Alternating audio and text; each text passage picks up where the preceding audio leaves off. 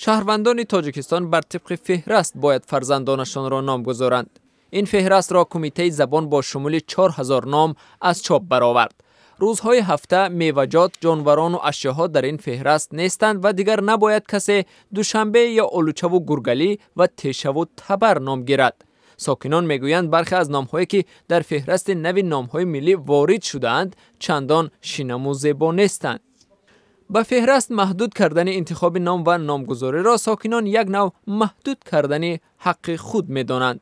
هر یک مدت پیش اون که وای حامله‌دار میشود در بطنش وای میدونه که پسر یا دختر وای میخواهد پیش او تولد کردنش نام او را فکر میکنه که وای باید چی نام کنه.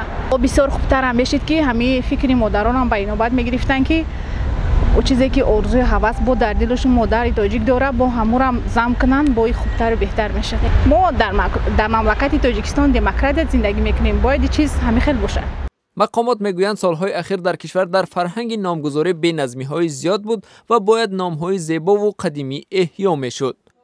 عالمجان قاسموف مدیر شعبه فرهنگ‌نگاری و اصطلاحات انستیتوت زبان و ادبیات که اعضای گروه کاری بود میگوید ضمن تهیه فهرست بحث سر نام‌های اشیا و قدیمی بودن آنها زیاد بود، ولی باز همچنین نام‌ها با فهرست راه یافتند. اساس‌بانو و پرده‌بانو و گویم کیمخواه و باز چندین نام‌های دیگری که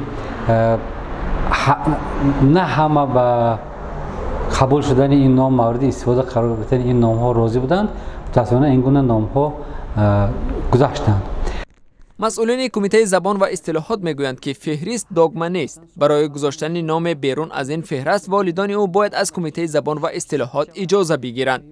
نام‌های گرفته شده هستند که باز به همون اشیا ارتباط دارد یا اینکه نام‌های گذاشته شده هستند که با سنت نامگذاری ما موافقت نمی‌کند. یعنی این گونه نام‌ها از جانب همین کمیسیه که در نزد کمیته زبان است البته رد کرده می‌شود. هستند بسیار نام‌هایی هستند که رد کرده شدن، کمیسیه این نام‌ها رو قبول نکرد. عالمانی که در ترتیب دادن فهرست نام‌ها دست داشتند میگویند که این کتاب از اول با هدف‌های دیگر تهیه شد و آن را بر مردم در شکل حجت معیاری تحمیل کردن مشکل‌ها را به میان می‌آورد. توصیه ما همچنان بود، پدر و مادر را 100% مجبور کردن لازم نه که در چارچوبه انمی کتاب نام گذارید. کارمندان ثبت اسناد حالتهای شهروندی میگویند مردم بیشتر با نام‌هایی که انتخاب کردند به نزد آنها میآیند. نام‌های فهرست را قدیمی خوانده و قبول ندارند. از یک جهت آسان شد از روی همین طرز درستی نوشتن نام‌ها. من خیلی جواب می‌بینید سیاره شهرها میگوید که نه یه نیست. ما از روی همین کتاب میبرداریم، حرف به حرف نشون میدیم که من طرز درستی نوشتن همین نام منم خیلی میشه. شهروند محترم از این طرف از این جهت خوب شد، لیکن هست در این کتاب نام‌هایی هستند که با شهروندان معقول نمیشود.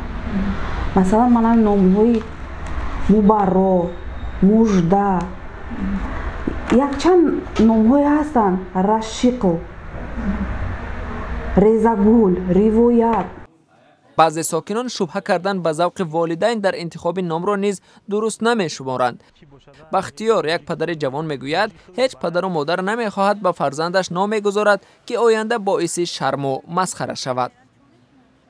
ما یک نام می‌مونیم که فرزندهای ما آینده این نام ماندگی از همین نام ماندگی ما بهره بر شونده. این خیلی نه که فردا بینن این نام یک کس مثال فریادش کنه مثال چیندگل یا کاسگل مونیم که بعد فردا همون فرزندی ما یا که دختر ما با این نام شرمسار شود، نه شرمنده شود.